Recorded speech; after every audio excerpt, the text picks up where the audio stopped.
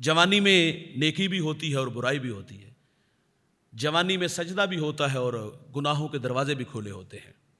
تو اس کو الگ بیان کیا گیا کہ تمہیں جوانی دی تو جوانی کو گزارا کیسے ہے۔ جوانی کی عمر ہوتی ہے 18 سے 33 سال، تقریباً 15 سال۔ جوانی ہوتی دیوانی ہے، کیونکہ جوانی میں طاقت، خواہشات یہ انگڑائیاں لے رہی ہوتی ہیں۔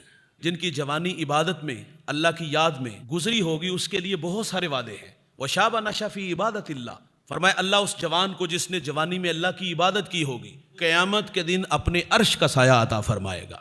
اور جوانی نصیب کسی کسی کو ہوتی ہے۔ دنیا میں نظر دھڑاؤ، تمہیں بوڑھے لوگ تھوڑے ملیں گے، بچے جوان زیادہ ملیں گے۔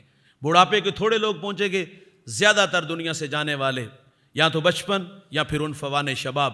ابھی جوانی کی دہلیز پہ قدم ہوتا ہے کہ اٹھا لیا جائے گا۔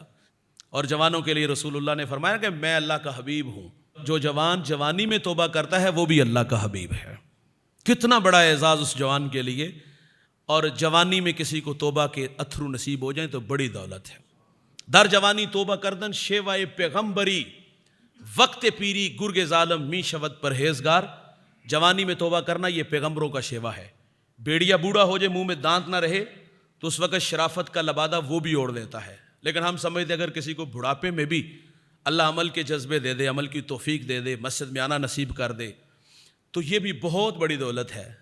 لیکن ہم نے بہت سارے بوڑھے ایسے بھی دیکھے، قبر میں ٹانگیں ہوتی ہیں، زندگی موت سے لڑ رہے ہوتے ہیں، لیکن عمل باز سے پھر بھی باز نہیں آتے۔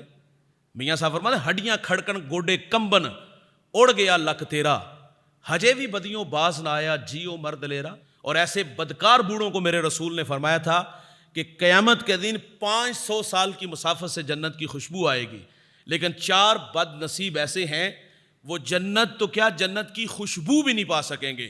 ان میں میرے رسول نے فرمایا تھا ایک بوڑھا زانی بھی ہوگا، جس کو بڑھاپے میں بھی زنا کی عادت نہیں جاتی، تو یہ بدکار بوڑھے بھی ہوں گے۔